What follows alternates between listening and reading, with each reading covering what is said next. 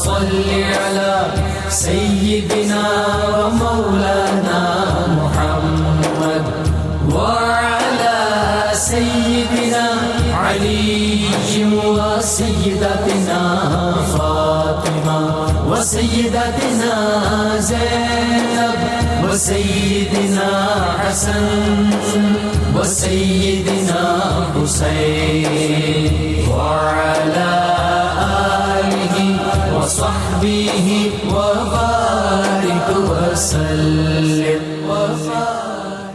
وعلى سيدنا علي وسيدنا الحمدللہ رب العالمین والصلاة والسلام علی سید الانبیاء والمرسلین اللہم صلی علی سیدنا و مولانا محمد وعلی آلہ واصحابہ وبارک وسلم وصلی علیہ۔ دنیا کے تمام دیکھنے والوں، تمام چاہنے والوں، تمام پیار کرنے والوں کو، اور جہاں جہاں تک اس وقت میری آواز کو سنا اور مجھے دیکھا جا رہا ہے، جنید اقبال کی جانب سے انتہائی محبت کے ساتھ السلام علیکم۔ ایک بار پھر ناظرین، آپ کو پر نور صبح میں صبح نور کے ساتھ میں خوش آمدید کہتا ہوں، اور آئیے سب مل کر بلا توقف چلتے ہیں حضرت ابو انیس محمد برکت علی علیہ رحمہ کی تعلیف اسماء النبی الکریم صلی اللہ علیہ وآلہ وسلم سے رسول اللہ صلی اللہ علیہ وآلہ وسلم کا ایک اسم مبارک پڑھنے اور سننے کی سعادت حاصل کرتے ہیں۔ سیدنا المبعوث بالرحمہ صلی اللہ علیہ وآلہ وسلم، ہمارے سردار رحمت کے ساتھ مبعوث فرمائے گئے، درود و سلام بھیجے اللہ آپ صلی اللہ علیہ وآلہ وسلم، آپ صلی اللہ علیہ وآلہ وسلم کے آل پاک اور صحابہ کرام رضوان اللہ تعالیٰ علیہم اجمعین پر۔ سیدنا سلمان فارسی رضی اللہ تعالیٰ عنہ سے روایت ہے کہ رسول صلی اللہ علیہ وآلہ وسلم نے ارشاد فرمایا کہ بے شک اللہ تعالیٰ نے جس دن آسمانوں اور زمینوں کو پیدا فرمایا اسی دن 100 رحمتیں بھی پیدا کر لیں۔ بڑی توجہ سے ناظرین اس روایت کو سنیے گا۔ اس میں سے ہر رحمت آسمان اور زمین کے برابر ہے۔ اللہ تبارک و تعالیٰ نے اس میں سے ایک رحمت زمین پر نازل کی، اسی رحمت کی وجہ سے ماں اپنی اولاد پر رحم کرتی ہے اور درندے اور پرندے ایک دوسرے پر رحم کرتے ہیں۔ جب قیامت کا دن ہوگا تو اللہ تبارک و تعالیٰ اس رحمت کے ساتھ اپنی تمام رحمتوں کو مکمل فرمائے گا۔ ناظرین کرام، آج جس پاک اور مطہر ہستی کی بارگاہ میں ہم اپنی حاضری لگوانے جا رہے ہیں، ان کی بارگاہ میں اپنے ہدایے پیش کرنے جا رہے ہیں ناظرین، ان کا تذکرہ پاک کرنے جا رہے ہیں، اگر میں کہوں تو غلط نہ ہوگا کہ آپ صوفیہ کرام کے سابقون الاولون ہیں۔ بڑی کمال شخصیت ہیں، بہت ممتاز ہستی ہیں۔ یہ وہ پاک ہستی ہیں جو تصوف کے تمام سلاسل کے متفقہ امام تصور کیے جاتے ہیں، جن کا نام پاک حسن، کنیت ابو سعید، والد کا نام یسار تھا۔ دنیا جن کو حضرت خواجہ حسن بصری علیہ رحمہ کے نام سے ناظرین یاد کرتی ہے۔ آپ کے والد گرامی مشہور صحابی حضرت زید بن ثابت رضی اللہ تعالیٰ عنہ کے آزاد کردہ غلام تھے۔ اب مقام اور مرتبہ دیکھیے ناظرین کیا ہے کہ آپ کی والدہ کا نام خیرہ تھا، جو کہ ام المومنین حضرت ام سلمہ رضی اللہ تعالیٰ عنہا کی آزاد کردہ باندھی تھیں۔ کیا قسمت ہے ناظرین اس گھرانے کی، اور کیا شان ہے حضرت خواجہ حسن بصری رحمۃ اللہ علیہ کی کہ والد گرامی صحابی رسول صلی اللہ علیہ وآلہ وسلم کے آزاد کردہ غلام اور والدہ محترمہ ام المومنین جناب ام سلمہ رضی اللہ تعالی عنہا کی آزاد کردہ کنیز تھی۔ اور پھر ایک اور بات ناظرین، حضرت عمر فاروق رضی اللہ تعالی عنہ کی خلافت کے 2 سال تقریباً باقی تھے جب حضرت یسار رحمۃ اللہ علیہ جو کہ آپ کے والد ہیں، ان کے یہاں علم و عمل کے حسین امتزاج یعنی حضرت خواجہ حسن بصری رحمۃ اللہ علیہ کی ولادت کہیں اور نہیں ہوئی ناظرین، مدینہ شریف میں ہوئی، یعنی اس اعتبار سے آپ مدنی بھی ہوتے ہیں۔ ناظرین کرام، مقدر دیکھیے کہ پیدا ہونے کے بعد جب آپ کو آپ کے والد گرامی مسجد نبوی میں حضرت عمر فاروق رضی اللہ تعالیٰ عنہ کی خدمت اقدس میں لے کر آئے تو انہوں نے آپ کی خوبصورتی دیکھتے ہوئے یہ فرمایا کہ اس بچے کا نام حسن رکھو۔ یعنی کیا رفت ہے حضرت خواجہ حسن بصری رحمۃ اللہ علیہ کی کہ خود فاروق اعظم رضی اللہ تعالی عنہ نے اپنے دست مبارک سے آپ کو گٹھی دی، اور جو نام فاروق اعظم رضی اللہ تعالی عنہ کو پسند تھا یعنی حسن آپ نے ان کا نام رکھا۔ اب ذرا سوچئے ناظرین کہ مقام مسجد نبوی ہے اور گٹھی آقا علیہ الصلوۃ والسلام کے سامنے دی جا رہی ہے۔ آپ کو یہ سعادت ازلی بھی نصیب ہوئی ناظرین کہ آپ نے آقا دو جہاں صلی اللہ علیہ وآلہ وسلم کے مقدس پیالے سے پانی پیا، یعنی میں اگر یہ کہوں تو غلط نہ ہوگا کہ لمس سے لب مصطفیٰ صلی اللہ علیہ وآلہ وسلم کا فیض بھی آپ کو جاری ہوا۔ وقت ایسا ناظرین کہ حضرت ام سلمہ رضی اللہ تعالی عنہ آپ کو اپنے نواسے کی طرح پیار کیا کرتی تھی، بہت پیار کرتی تھی. یعنی آپ کی والدہ کو اپنی بیٹی کی طرح رکھتی تھی اور آپ کو آپ کے نواسے کی طرح رکھتی تھی. اور بچپن اتنا حسین ناظرین، اتنا خوبصورت. یعنی ہم تو گناہگار اور سیاہکار لوگ ہیں نا، ہمارا آنا جانا تو اپنے پڑوس میں، اپنے رشتہ داروں میں، اپنے گھر والوں میں ہوتا ہے ناظرین. اس بچے کی رفت کا عالم دیکھیے کہ اس بچے کا معاملہ یہ تھا کہ جو امہات المومنین کے مقدس کاشانے تھے ناظرین، اس میں حضرت خواجہ حسن بصری رحمۃ اللہ علیہ کا آنا جانا ہوا کرتا تھا. 12 برس کی عمر میں ناظرین آپ نے مدینہ شریف میں ہی علم تفسیر اور علم حدیث حضرت عثمان بن عفان، حضرت عبداللہ بن عمر، حضرت عبداللہ بن عباس، حضرت ابو موسیٰ اشعری اور حضرت انس بن مالک رضوان اللہ تعالیٰ علیہم اجمعین جیسے جید صحابہ کرام سے حاصل کیا. ہوش سنبھالتے ہی بصرہ میں جواہرات فروشی شروع کر دی اور اس تجارت کو اتنی وسعت دی کہ روم اور ایران تک جانے لگے. میں اس بارے میں ناظرین آپ کو وقفے کے بعد ایک بات بڑی کمال بتاؤں گا آج انشاءاللہ. مگر اس جوہر شناس کو ناظرین کیا معلوم تھا کہ اس جوہر کو بھی روحانی کائنات کے سب سے بڑے جوہری کی نگاہ نے جانچ لیا ہے. اور جب مولا کائنات مولا علی کرم اللہ وجہ الکریم کے دامن رحمت سے وابستہ ہوئے اور بیعت ہوئے تو دل پر ایسا اثر پڑا کہ دنیا سے طبیعت یخلق مکمل طور پہ ہٹ گئی اور آپ نے آئندہ دنیا کے جواہرات کو بیچنے کی بجائے آخرت کے جواہرات خریدنے کو ترجیح دینا شروع کر دی، یعنی اس کو جمع کرنا شروع کر دیا.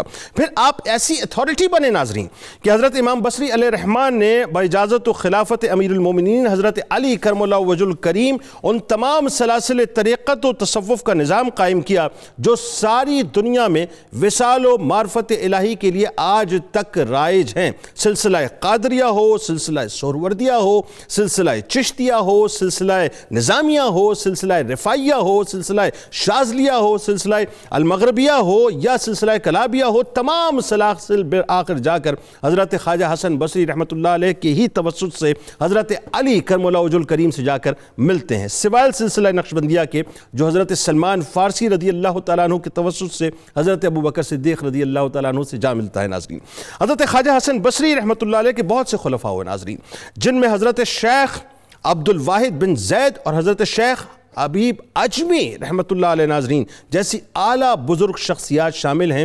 ان کے فیض تربیت سے تصوف کے 14 بڑے خانوادے یعنی سلاسل وجود میں آئے. حضرت سیدنا حسن بصری رحمۃ اللہ علیہ ظاہری و باطنی جمال و خوبصورتی کے پیکر بھی تھے ناظرین، اور بلند پایہ فقی، فصیح و بلیغ وائز، خطیب، عابد و زاہد اور جامع کمالات تھے. علامہ ذہبی علیہ رحمہ اپنی مائے ناز کتاب میں لکھتے ہیں کہ جب طبقہ وسطیٰ کے تابعین کا ذکر آتا ہے تو سب سے پہلے نمبر پر حضرت امام حسن بصری رحمۃ اللہ علیہ کو رکھا جاتا ہے. آپ رحمۃ اللہ علیہ نے کئی ایک صحابہ کرام رضوان اللہ تعالیٰ علیہ مجمعین کی زیارت کی اور ان سے روایت حدیث کر کے پروفیسر صاحب آپ سے بات کا آغاز کرتے ہیں. سب سے پہلے اتنی خوبصورت شخصیت، میں تو کیا بچپن ہوگا، کیا جوانی ہوگی، کیا خوبصورتی. پہلے حضرت خواجہ حسن بصری رحمۃ اللہ علیہ کا شخصی تعارف ذرا بتائیے. بسم اللہ الرحمن الرحیم. حامدم و مسلیم و مسلمہ. جنید اقبال صاحب، آپ نے جتنے خوبصورت انداز میں سیدنا حضرت امام حسن بصری رحمۃ اللہ علیہ کا تعارف کروایا ہے، جزاک اللہ. ان کا تعارف میرے جیسا ادنا طالب علم کیا بیان کرے گا، جنہیں علی حجویری رحمۃ اللہ علیہ امام عصر اور فرید الدہر کہیں، اللہ اکبر، سید التابعین کہیں. اللہ. آپ کے والد حضرت یسار بصرہ اور واسط کے درمیان میسان کے علاقے سے تشریف لائے اور سیدنا حضرت زید بن ثابت رضی اللہ تعالی عنہ جو کاتب وحی ہیں، جنہیں صحابہ کرام رضوان اللہ علیہ مجمعین میں اللہ رب العزت نے یہ شرف عطا فرمایا کہ قرآن کو جمع کرنا ان کے نصیب ہوا. اللہ. تو جہاں قرآنی برکات کا منبع ہو، جہاں سیدہ ام سلمہ رضی اللہ تعالی عنہا سلام اللہ علیہا حضرت خیرہ کی سرپرست ہوں، آج ہم کہتے ہیں کہ جی فلاں بزرگ ان کو فلاں سے ملاقات ہوئی تو یہ شرف ملا. اللہ اللہ اللہ. اور جن کو سیدہ ام المومنین ام سلمہ رضی اللہ تعالی عنہا نے اپنے سینے سے لگایا ہو، اللہ اللہ اللہ. جن پر ان کی نظر کرم پڑی ہو وہ کہاں سے کہاں پہنچے ہوں۔ اللہ اکبر، اللہ اکبر۔ سیدنا حضرت خواجہ حسن بصری رحمۃ اللہ علیہ کے واقعات کو پڑھتے ہوئے، ان کی شخصیت کو دیکھتے ہوئے جو بات سب سے اہم سامنے نظر آتی ہے وہ یہ کہ آپ ایک ایسے خاندان سے ہیں کہ جو غلامی کے صورت میں آیا، وہاں آزادی ملی۔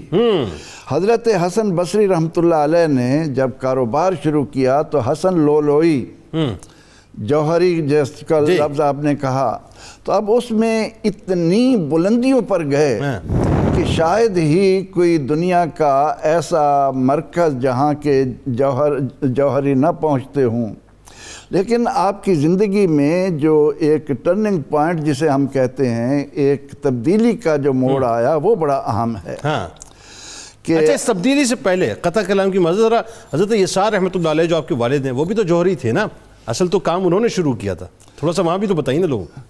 جی ہاں، وہ تو حضرت زید بن ثابت رضی اللہ عنہ کے ساتھ تھے اور یہ جنگ صفین تک مدینہ منورہ میں رہے ہیں۔ 17 سال کی عمر میں یا 15 سال کی عمر میں آپ بصرہ آئے، اور پھر آپ کو جب توجہ ادھر دلائی گئی کہ آپ کاروبار کی طرف آئیں تو آپ نے اس کاروبار کو بھی ان بلندیوں پر پہنچایا، اور جتنے دنیا کے ظاہری طور پر مالدار لوگ تھے ان تک آپ کی رسائی ہوئی۔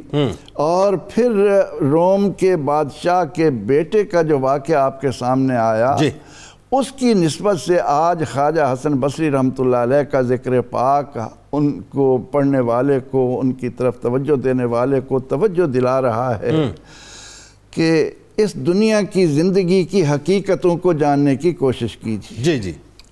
قرآن پاک نے کہا کہ وَلِمَنْ خَافَ مَقَامَ رَبِّهِ جَنَّتَانِ۔ نبی اکرم رحمت عالم صلی اللہ علیہ وسلم نے فرمایا کہ راس الحکمت مخافت اللہ، دانائی کی اصل اللہ کا خوف ہے۔ اللہ کا یہ خوف سیدنا حضرت حسن بصری رحمۃ اللہ علیہ کی ذات میں جس طرح سمٹ کر آیا، اور انہوں نے قیامت تک آنے والے اہل ایمان کے سامنے اس دنیا کی حقیقت کو آشکار کیا، جس کے نتیجے میں یہ بات ہمارے سامنے آتی ہے کہ اے انسان، جب تو نے اللہ سے لو لگائی ہے تو پھر اس حقیقت کو سامنے رکھ کر اس دنیا کی رنگینیوں میں مت کھو جا۔ یہ دنیا جو ہے شہد دکھائے، زہر پلائے، قاتل ڈائن شوہر کش، کس مردار پہ تو للچایا، دنیا دیکھی بھالی ہے۔ سیدنا حضرت خواجہ حسن بصری رحمۃ اللہ علیہ سراپا چلتے پھرتے قرآن اور تفسیر کی عملی صورت ہیں۔ سبحان اللہ۔ علماء لکھتے ہیں کہ ایسا کبھی نہیں ہوا کہ انہوں نے کوئی ایسی بات کہی ہو کہ جس پر ان کا اپنا عمل نہ ہو۔ اللہ۔ اور اس بات نے ان کے اندر جو حق گوئی، بے باکی اور جرت کی جو مثالیں آپ کے اندر موجود تھیں، ان کی مثال نہیں ملتی۔ تو سیدنا حضرت خواجہ حسن بصری رحمۃ اللہ علیہ نے جب وہاں یہ منظر دیکھا کہ بادشاہ اپنے بیٹے کی قبر پر آنے سے پہلے وہاں پر مسلح سپہ سالار طواف کرتے ہیں، پھر عورتیں اپنے ہاتھ، حسین و جمیل عورتیں اپنے ہاتھوں میں موتیوں سے بھری ہوئی پلیٹیں لے کر قبر کا طواف کرتی ہیں، وہاں بڑے بڑے دانا لوگ آتے ہیں، وہاں پر آپ نے دیکھا کہ طبیب، معالج، یہ سب جب قبر کا طواف کر چکے اور حضرت حسن بصری رحمۃ اللہ علیہ اس منظر کو دیکھ رہے ہیں تو بادشاہ آتا ہے، اور اس کی زبان سے جو کلمات نکلتے ہیں انہوں نے حضرت خواجہ حسن بصری رحمۃ اللہ علیہ کی بدولت قیامت تک آنے والے انسان پر یہ حقیقت آشکار کی کہ اس کا باپ یعنی بادشاہ وقت کہتا ہے کہ اے بیٹے، جس ذات نے تجھے مجھ سے جدا کیا ہے وہ اتنی زبردست ہے کہ اس تک کسی کی رسائی نہیں۔ اگر مجھے معلوم ہو جائے کہ وہ کسی سے ڈر کر تمہیں واپس کر دے گا تو یہ سپہ سالار موجود ہیں، اگر مجھے معلوم ہو کہ وہ حسین عورتوں کا طلبگار ہے تو حسیناؤں کا جم گھٹا موجود ہے، اگر مجھے پتہ چلے کہ کسی کی حکمت و دانائی سے تو واپس آ سکتا ہے تو یہ دانا لوگ موجود ہیں، اگر مجھے معلوم ہو کہ کسی کا علاج تجھے واپس لا سکتا ہے تو یہ بڑے بڑے معالج دنیا کے موجود ہیں، لیکن میں جانتا ہوں ایسا کہ کچھ جس ذات کے سامنے ہم بے بس ہیں اس نے تجھے مجھ سے لیا ہے، 1 سال کے لیے میں جدا ہوتا ہوں. یہ ہے وہ چیز جس نے حضرت حسن بصری رحمۃ اللہ علیہ پر اتنا اثر کیا کہ آپ نے ساری دنیا لٹا، یعنی بات یہ ہوئی کہ وہ اس بات کو واضح طور پر سمجھ گئے کہ جگہ جی لگانے کی دنیا نہیں ہے، عبرت کی جا ہے تماشا نہیں. وہ نامور بے نشاں کیسے کیسے، زمین کھا گئی آسماں کیسے، جگہ جین لگانے کی دنیا نہیں. اچھا ابھی بتائیے اس میں ڈاکٹر صاحب ایک بات جو بنیادی طور پہ، ایک تو شخصی تعارف میں ساتھ ساتھ جیسا کہ میں نے ابتدا میں ایک بات کی کہ حضرت یسار رحمۃ اللہ علیہ وہ بھی ظاہر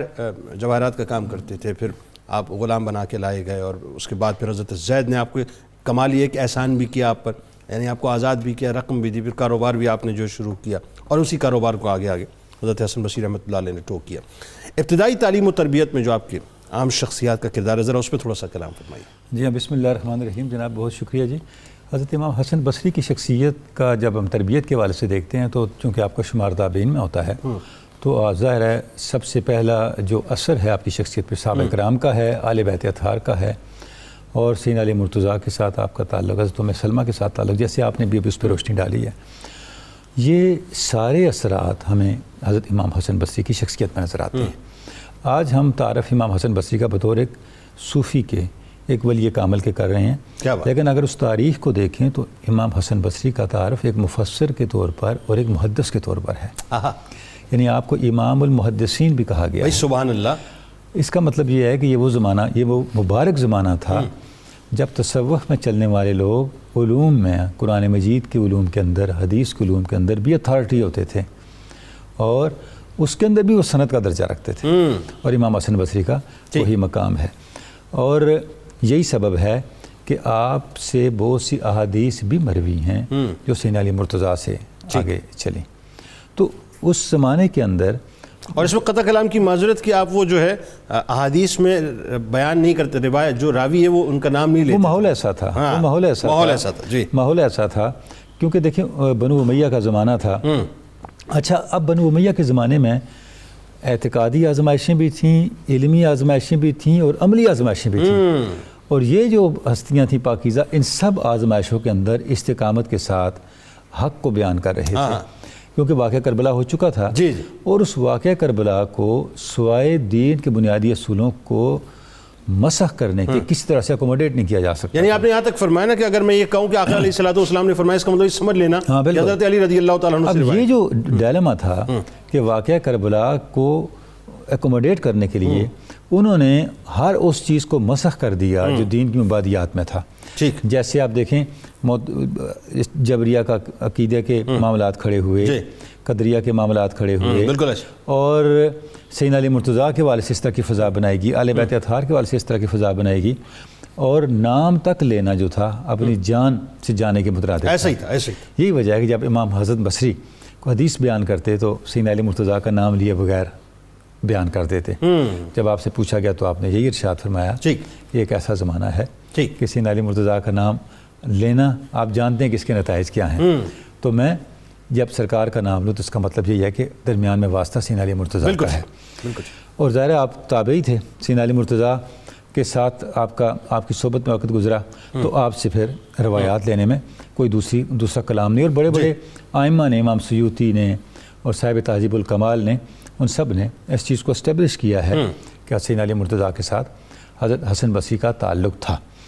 اچھا، اب حجاج بن یوسف کا جو معاملہ تھا، اب آپ دیکھیں کہ اس کے جبر کا یہ عالم تھا، لیکن اس جبر کے اندر بھی جیسے میں نے عرض کیا کہ وہ ساری آزمائش کے ماحول کے اندر بھی حق پہ یہ کھڑے لوگ تھے. حضرت حبیب اجمی جو ہیں وہ آپ کے مرید بھی تھے اور ان سے آگے سلاسل بھی چلے. تو کسی سبب سے حجاج بن یوسف نے حضرت حبیب اجمی کی گرفتاری کے آرڈرز جاری کر دیے. جب سپاہی ان کو گرفتار کرنے کے لیے آئے تو حبیب اجمی بچتے بچاتے امام حسن بصری کی خانقاہ میں آ گئے اور وہاں کے انہوں نے پناہ لے لی. اتنے میں سپاہی بھی آ گئے. انہوں نے آ کے آپ سے پوچھا کہ یہاں کوئی بگوڑا تو نہیں آیا؟ آپ نے فرمایا بگوڑے کا تو مجھے نہیں پتا، سامنے ایک بندہ بیٹھا ہے. اچھا، وہ کمرے میں گئے، دیکھا وہاں ایک بوڑھا آدمی بیٹھا ہے، سفید اس کے بال ہیں، بھویں لٹکی ہوئی ہیں، لگتا ہے کہ 200 سال عمر کا آدمی ہے. انہوں نے کہا وہ جو آدمی تھا وہ تو جوان تھا، یہ تو نہیں لگتا. پھر باہر آ کے پوچھا، جب 2-3 دفعہ ہوا تو انہوں نے کہا یا اس کو مغالتا ہے یا ہمیں مغالتا ہے. یہ بابا جی پتہ نہیں کیا بتا رہے ہیں. واپس چلے گئے. جب ابیب اجمی باہر نکلے اب یہ چیز سمجھنے کی ہے کہ یہ کیا صاحبان استقامت اور صاحبان تقویٰ لوگ اللہ اللہ، اور ان کا کردار، ان کا تقویٰ رسم نہ تھا، اللہ، اس تاثیر کا حامل تھا جو ماحول کو بدل دے۔ اللہ اکبر۔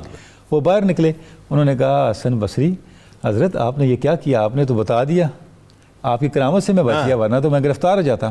آپ نے جواب دیا ہرگز نہیں، اللہ، میری کرامت سے تم نہیں بچے، تم ذات رسالت مآب کی شریعت پر عمل سے بھائی سبحان، یعنی وہ سچائی اور صداقت، میں نے آپ کے فرمان پہ عمل کیا۔ اچھا وہ جو گدھے والا واقعہ وہ بھی دیکھیں نا کیسا ہے، اسی حوالے سے دیکھیں نا کہ نماز پڑھنے کو کہا، نماز پڑھی، گدھا نہیں ملا، پھر آپ نے پڑھائی تو وہ آ گیا، تو وہ توکل آپ کا بڑا مضبوط۔ توکل اور استقامت جو تھی شریعت کے اوپر، آپ صلی اللہ علیہ وسلم کے فرامین کے اوپر، دیکھیں صوفیاء کا طریقہ یہی ہے نا، انہوں نے جو تعلیمات ہیں قرآن و سنت کی اس کو تجربے میں ڈال کے بتا دیا کس کی تاثیر کیا ہے۔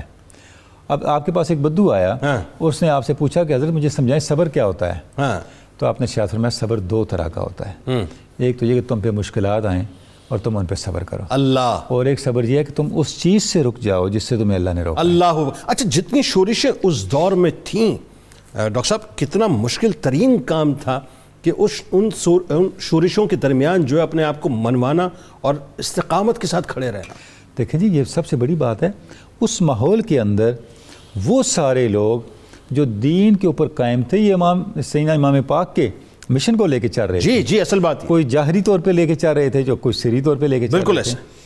تو یہ تو سمجھے کہ آگ کے اوپر چلنے کے مترادف تھے، یعنی آپ واز فرما رہے ہیں اور حجاج بن یوسف آیا اور آ کے بیٹھ گیا مجلس میں، تو آپ واز فرماتے رہے، تو جو مجلس میں لوگ تھے انہوں نے سوچا شاید حجاج بن یوسف کی آپ کچھ تعریف فرمائیں یا کچھ ایسی بات کریں، کیونکہ وہ اس کا ظلم بھی بڑا مشہور تھا، اور ایسے مواقع پہ لوگ چاہتے بھی یہ تھے کہ حکمرانوں کی انہیں جو ہے وہ تائید مل جائے، عہدہ منصب مل جائے، لیکن آپ نے نہ ہی اپنے واز کو لمبا کیا، نہ مختصر کیا، نہ اپنا انداز بدلا۔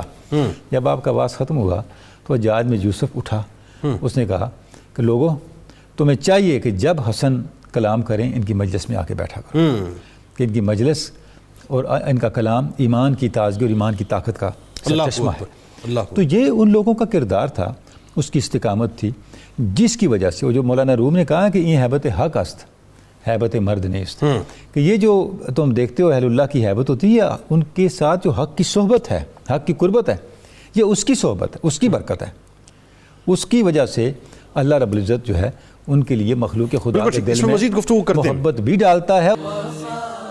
فیض صاحب آپ بھی بتائیے کہ ایک تو حضرت خواجہ حسن بصری رحمۃ اللہ علیہ کا جو علمی مقام اور مرتبہ ہے وہ بنیادی طور پر کیا ہے؟ بات یہ ہے کہ تابعین میں حضرت قتادہ، حضرت واصل بن عطا، حضرت ابن سیرین، کیسے کیسے محدث اور مفسر ہیں، وہ آپ کے شاگردوں میں ہیں۔ اللہ اللہ اللہ اللہ۔ اب آپ اندازہ لگائیں کہ جس ہستی کو باب العلم سے فیض ملا ہو، اللہ، اور براہ راست فصاحت و بلاغت میں اس دور میں ان کا کوئی ثانی نہیں تھا۔ اللہ اکبر۔ جب ہم یہ ذکر کرتے ہیں کہ علوم کی تمام تر شاخیں وہیں پہنچتی ہیں، تصوف کے سارے مراحل طے ہوتے ہوئے وہیں منزل پاتے ہیں، اللہ اکبر۔ اس کی وجہ کیا ہے؟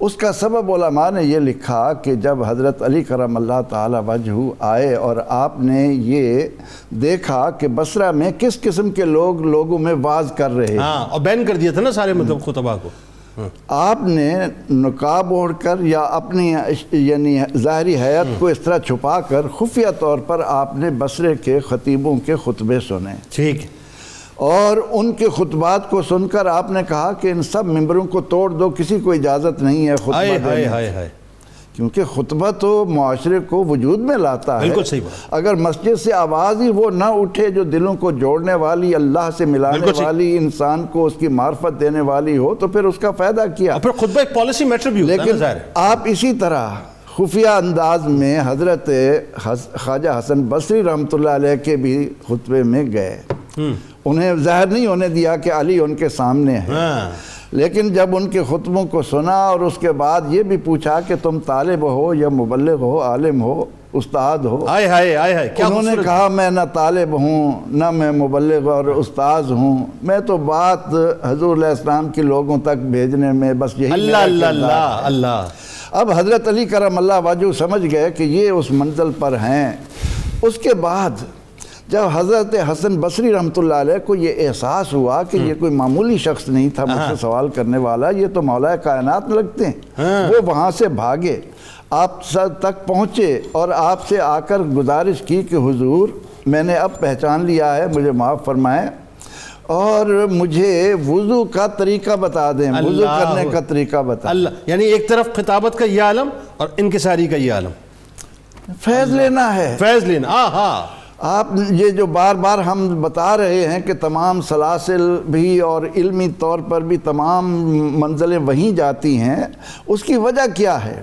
اب آپ جب یہ کہتے ہیں کہ حضرت علی کرم اللہ وجہہ سے کہ مجھے وضو کرنا سکھائیں, تو یہ معنی نہیں تھا کہ انہیں وضو کرنا نہیں آتا, لیکن وہ تو کچھ حاصل کر رہے تھے. اللہ اللہ اللہ. اب حضرت علی کرم اللہ تعالی وجہہ نے تشت منگوا کر جس طرح سے ان کو وضو کروایا, ان کے قلب و ذہن کو جس انداز سے صفائیوں کی انتہا پر پہنچا دیا, اس کا پھر فیض جو ہے وہ آج نظر آتا ہے. واہ واہ واہ واہ, سبحان اللہ, باتوں کو ہم لوگوں کے سامنے لاتے ہیں.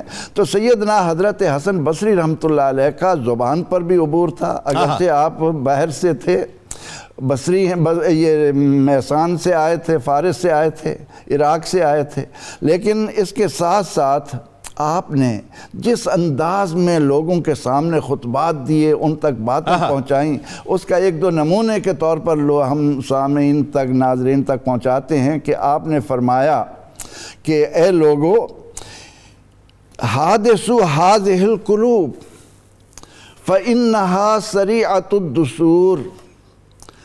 اے لوگو, تمہارے یہ جو دل ہے نا, ان کی جلا کا اہتمام کرتے رہا کرو, ان کو از سر نو جلا دیتے رہو, یہ بہت جلد زنگ آلود ہو جانے والے ہیں. اگر ہم حضرت خواجہ حسن بصری رحمۃ اللہ علیہ کے اس ایک ارشاد پر بیٹھ کر گفتگو کریں, ہماری کایا پلٹ جائے کہ اس انسانی وجود میں انسان کا دل ہی تو وہ ہے کہ جس کے بارے میں حضور علیہ السلام فرماتے ہیں کہ اللہ تعالیٰ فرماتا ہے میں کائنات میں کہیں نہیں سماتا, اگر میں سماتا ہوں تو بندہ مومن کے دل میں سماتا ہوں. تو اگر ہم اپنے دل کو اللہ تعالیٰ کی جلوہ گاہ بنا لیں, تو یہ بات حضرت خواجہ حسن رحمۃ اللہ علیہ نے ہمیں سمجھائی. اس کے بعد آپ نے ایک اور بات بھی کہی, آپ نے فرمایا کہ اگر تم دنیا پر سواری کرو گے یہ تمہارے تابع رہے گی, اگر تم اس کو اپنے اوپر سوار کر لو گے تو پھر تم دنیا اور آخرت دونوں کی ذلتوں سے گھرتے چلے جاؤ گے. اور دنیا سے اس بیزاری نے آپ کے اندر حق گوئی اور بے باکی کا جو جذبہ پیدا کر دیا تھا, اس کی ایک مثال ہمارے سامنے آتی ہے کہ حجاج بن یوسف نے بصرہ میں اپنا ایک محل تعمیر کروایا اور لوگوں سے کہا کہ آ کر دیکھیں کہ میں نے کیسا نادر زمانہ تعمیر کیا ہے. لوگ آتے تھے, اس کی تعریف کرتے تھے کیونکہ ظالم تھا, کتنے بے گناہ لوگوں کی وہ جان لے چکا تھا. اب حضرت خواجہ حسن بصری رحمۃ اللہ علیہ کو بھی کہا گیا کہ آپ بھی آئیں اور اپنے اس کے بارے میں تاثرات دیں. آپ نے آ کر جب اس محل کو دیکھا تو فرمانے لگے یہ کون سی نئی چیز ہے, اس سے بہترین فرعون بھی بنا چکا,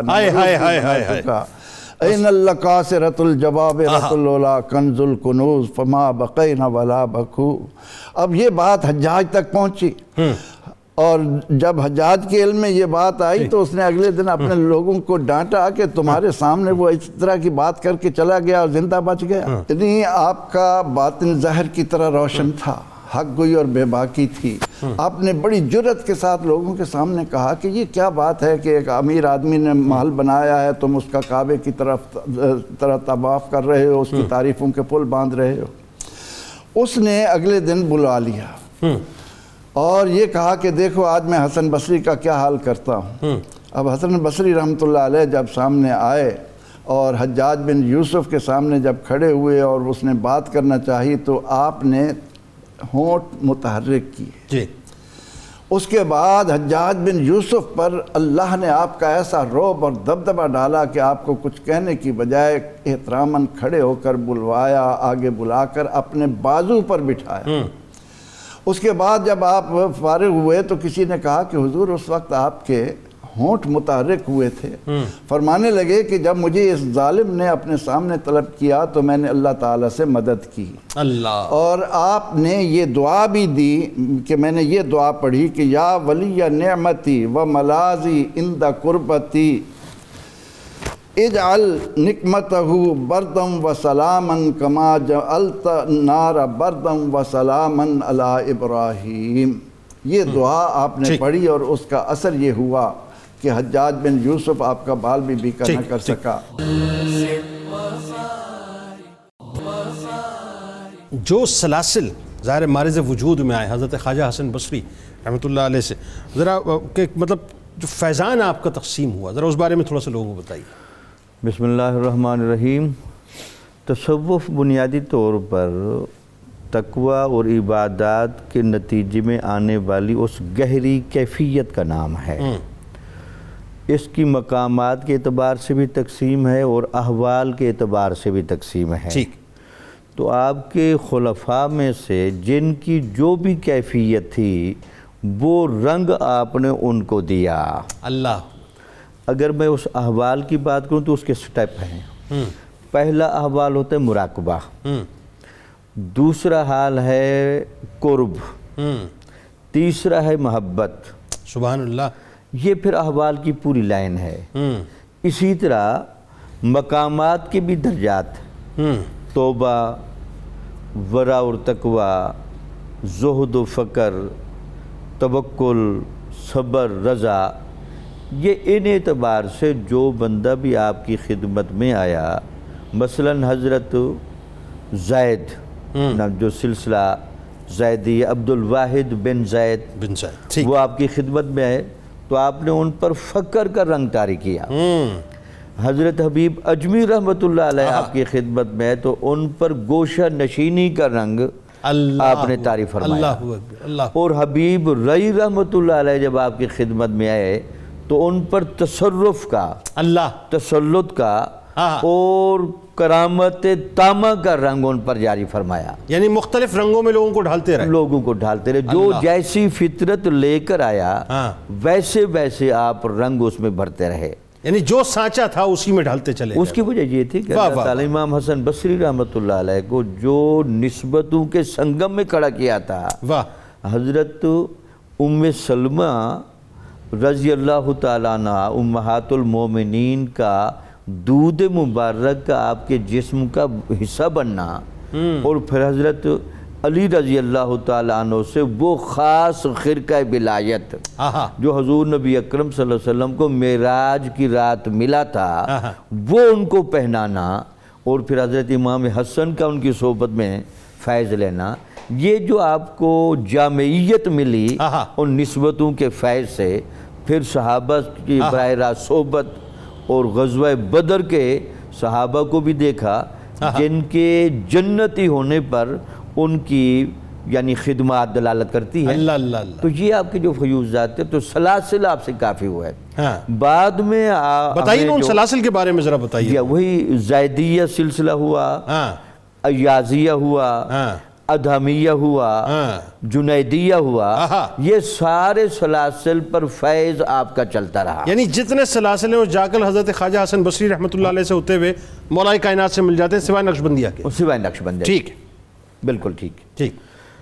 تصوف بنیادی طور پر جنید صاحب کیا چیز ہے؟ تصوف بنیادی طور پر اخلاص نیت، تزکیہ نفس جناب اور دنیا کی محبت سے اپنے آپ کو نکال کر صحیح معنی میں اپنے آپ کو اللہ کے سپرد کرنے کا نام ہے. جب کوئی بندہ اپنے آپ کو اللہ کے سپرد اس طرح کرتا ہے تو اس پر روحانی احوال ضرور مرتب ہوتے ہیں.